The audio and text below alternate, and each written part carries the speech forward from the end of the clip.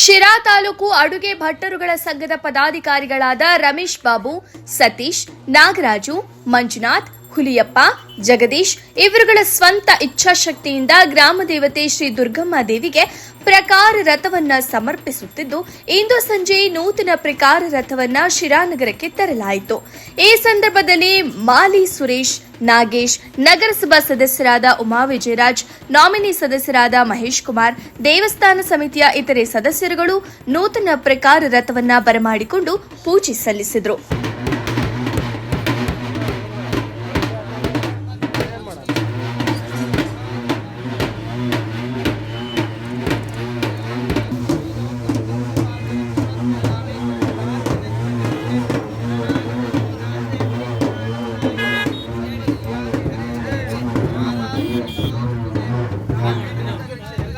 ಇತಿಹಾಸ ಪ್ರಸಿದ್ಧವಾದ ಶಿರಾ ಪಟ್ಟಣದ ಗ್ರಾಮ ದೇವತೆ ಶ್ರೀ ದುರ್ಗಮ್ಮನ ಸನ್ನಿಧಿಗೆ ಇಂದು ಒಂದು ಹೊಸ ರಥವನ್ನು ಸಮರ್ಪಣೆ ಮಾಡ್ತಾ ಇದ್ದಾರೆ.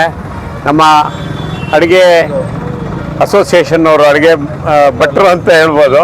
ಅಂದರೆ ಅವರು ಒಂಥರ ಅನ್ನದಾತರು, ನಾವು ರೈತರು ಒಂಥರ ಅನ್ನದಾತರು ಆದರೆ ಅವರೊಂಥರ ಅನ್ನದಾತರು. ಈ ಥರ ಅವರು ತಮ್ಮ ತನು ಮನ ಧನವನ್ನು ಅರ್ಪಿಸಿ ಎಲ್ಲ ಸಂಘದ ಸದಸ್ಯರೆಲ್ಲ ಸೇರಿ ಈ ಸಂದರ್ಭದಲ್ಲಿ ಇವತ್ತು ಈ ರಥವನ್ನು ನಾವು ನಮ್ಮ ಪಟ್ಟಣಕ್ಕೆ ಬರಮಾಡ್ಕೊಂಡಿದ್ದೀವಿ.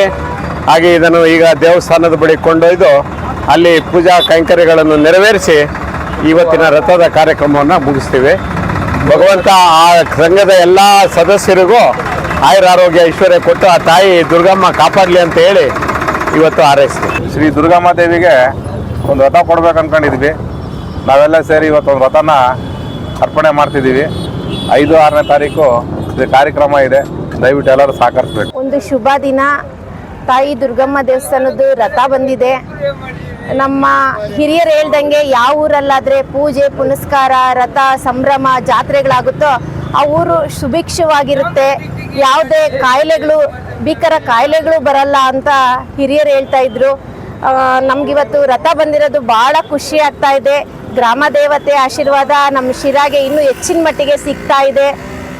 ತಾಯಿ ಆಶೀರ್ವಾದದಿಂದ ಆರೋಗ್ಯ, ಆಯುಷು, ಸುಖ, ಶಾಂತಿ, ಮಳೆ ಬೆಳೆ ಎಲ್ಲನೂ ಸಮೃದ್ಧಿ ಆಗಲಿ ಶಿರಾ ತಾಲೂಕಲ್ಲಿ ಅಂತ ತಾಯಿಯಲ್ಲಿ ಬೇಡ್ಕೊತಾ ಇದ್ದೀವಿ.